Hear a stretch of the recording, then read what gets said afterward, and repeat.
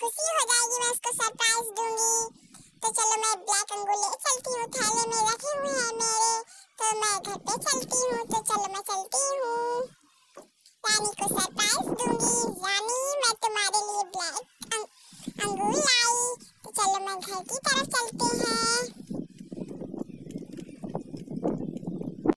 तो मैं घर पे आ चुकी हूँ, वो रही रानी। रानी देखो मैं क्या लाई। अरे दीदी क्या लाई हो, मुझे नहीं बताओगी दीदी क्या लाई हो?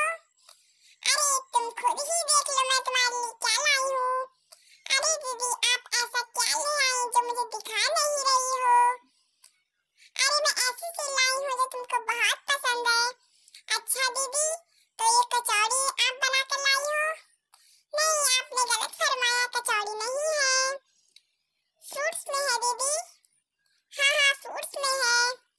तो मुझे ऑरेंज, नहीं ऑरेंज भी नहीं है। अच्छा तो ग्रेप्स ब्लैक वाले होंगे।